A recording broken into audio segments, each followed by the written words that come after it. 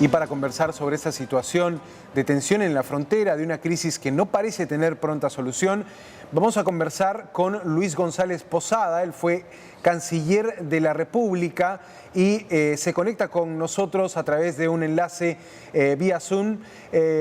Doctor González Posada, le agradezco su tiempo. Quiero preguntarle cómo ha visto la situación en los últimos días, porque lejos de encontrarse una salida hacia este corredor humanitario que podría generar el traslado de los inmigrantes que ahora están en la línea de la Concordia, lo que estamos viendo es los ánimos más tensos, la violencia empieza a jugar un rol y los enfrentamientos ya dejan heridos incluso en la policía peruana.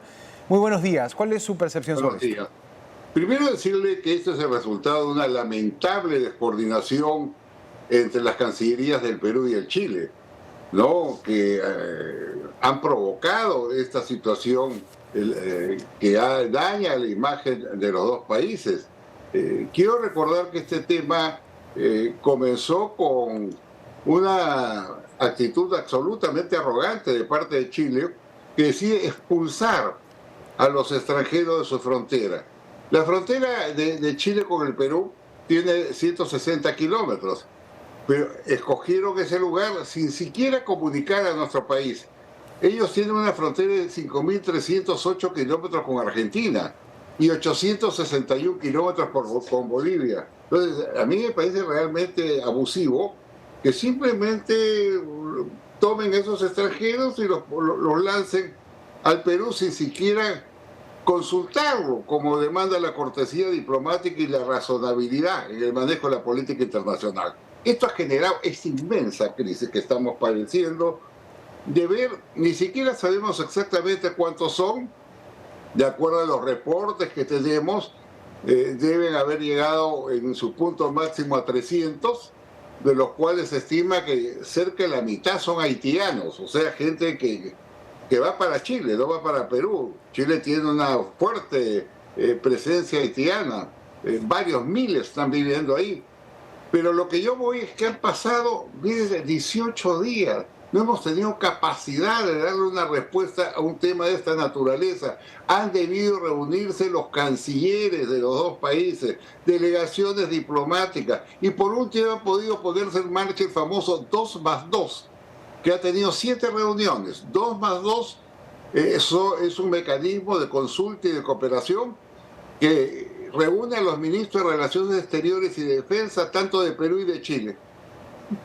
No se ha convocado esa reunión, entonces estamos viviendo pues un tiempo gris, oscuro, lamentable, ¿no? Donde de por medio están atrapados muchos seres humanos en condiciones deplorables.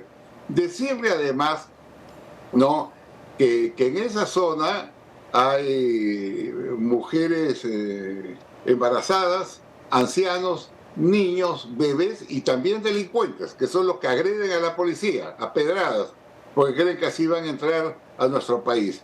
Entonces es un drama humanitario. Se han planteado soluciones absurdas, por ejemplo, ¿no?, como el famoso corredor humanitario, que iría desde Tacna hasta Tumbes, en primer lugar, que son... ¿Por qué considera, perdón que lo interrumpa, señor González Posada, ¿por qué considera absurda la idea de un corredor humanitario? Quiero entender allí su punto de vista. Por lo siguiente, lo que plantean es una caravana que salga desde Tacna, donde están, hasta Tumbes. Esos son 2.505 kilómetros. Y de Tumbes hacia Venezuela, pasando por Ecuador, otros 1.500 kilómetros. Entonces estamos hablando de 4.000 kilómetros de recorrido. Se estima 10 omnibuses, ambulancias, personal policial, personal de migraciones, asistentes sociales que hagan este recorrido que debe durar 7 a 8 días. Y en cada parada que tengan que hacer para usar los servicios higiénicos o alimentarse va a ser el gran espectáculo. O sea, es absolutamente inviable cuando ellos pueden salir fácilmente del aeropuerto de Arica e irse directamente o hacia Cúcuta y de ahí por vía terrestre hacia Venezuela, o pueden salir por barco. De tal manera que yo descarto, y que creo que todos están descartando sensatamente, esa idea que no tiene, digamos, ningún sentido pragmático. Lo cierto es que Y ese es un punto que quiero detenerme. Ese es el resultado del desastre provocado por un gobierno corrupto y genocida, como el venezolano, que ha empujado al exilio a 7.100.000 personas, de acuerdo a los indicadores de Naciones Unidas. De ese volumen, 6 billones han venido a la región latinoamericana. Y esos 6 billones, más o menos 1,5 millones están en el Perú, 2.700.000 en Colombia, 500.000 en Chile, 460.000 en el Ecuador. Ese es más o menos el desplazamiento. Y siguen saliendo. El mismo estimado de Naciones Unidas considera que 1.000 personas siguen abandonando el país diariamente, y si usted aplica la proporcionalidad también va a llegar a Perú y a Chile la misma cantidad de gente que llegó. Ahora, ¿cuánto tiempo puede tomar coordinar entre los gobiernos de Perú y Chile estos puentes aéreos, si quiere llamarlo de esa manera, en la medida en que esa sería la solución más viable, pero no se ha empezado ni siquiera la coordinación? Mire, Venezuela, Maduro ha anunciado que va a enviar aviones. Claro que tiene que enviar aviones, le corresponde enviar aviones, ¿no? Está dentro de su programa Retorno a la Patria. Pero ha dicho que primero exige que respeten los derechos humanos de sus compatriotas. ¿Qué le pareció esa declaración del canciller venezolano que ayer parecía quizá desafiante ante los gobiernos de Chile y Perú, pidiendo respeto a los derechos humanos, pero de una manera que parecía obviar un poco la razón del problema, el origen del problema? No, un gobierno además que ha violado sistemáticamente los derechos humanos, que ha matado gente, torturado, apresado, y que tiene fiscales de la Corte Penal Internacional que les han abierto un proceso por crímenes de lesa humanidad. Entonces hay que tener la cara bien larga para pedirnos a nosotros que respeten los derechos humanos de sus ciudadanos, que se escaparon de Venezuela, precisamente porque se violaban los derechos humanos y porque además el desastre que ha producido Venezuela en su país es inigualable. La encuesta de la Universidad Andrés Bello indica que hay 94.5% de pobres. Repito, 94.5% de pobres, y que indica también que la inflación llegó en su momento a 3.748%, y la más alta del mundo, y un desempleo de 58%. Entonces, la suma de esos factores ha empujado al exilio a estas 7.100.000 personas. Y hoy día el señor Maduro nos dice que ha generado esa crisis, nos dice, respeten los derechos humanos de mis compatriotas. Bueno, voy a mandar aviones, pero paguen la gasolina. Esa es una política realmente degradante desde el punto de vista ético y de asuntos internacionales. Pero lo cierto es que, ya yendo a la respuesta, a mí me hubiera gustado ver realmente a diplomáticos peruanos y a diplomáticos chilenos en la línea de frontera. No los he visto. Me hubiera gustado ver a congresistas de los dos países también en la línea de frontera, que tampoco los he visto. Recién ha hecho su aparición representante del Parlamento andino y los felicito. Han ido a la zona de frontera, porque este ya es un tema político, es un tema que hay que resolverlo en consecuencia dentro de esta perspectiva. Así que no sabemos realmente qué va a pasar. Lo único que sabemos es que esto tiene que terminar, porque evidentemente de por medio están los principios humanitarios, que son los que regulan a la sociedad de naciones. Claro, anoto el llamado que hace usted a los políticos de hacerse presente en la zona de la frontera para poder también medir un poco el pulso del problema. Era lo que ayer manifestaba el parlamentario andino Gustavo Pacheco, que llegó hasta ese punto y conversó con nuestra compañera Carmen Alvarado. Pero la situación del gobierno de Dina Boluarte, ¿es posible que esté evitando abrirse otra tensión diplomática con otro país, como en este caso Chile, en la medida que ya las relaciones con, por ejemplo, Colombia o México están en mínimos? ¿Es posible que de alguna manera, este tiempo que se está tomando el gobierno de Dina Boluarte en encarar la situación, en agarrar al toro por las astas, sea más bien una forma de evitar abrirse otro frente internacional, otro flanco de problemas internacionales con otro país vecino? Bueno, ya lo abrió Chile, ¿no?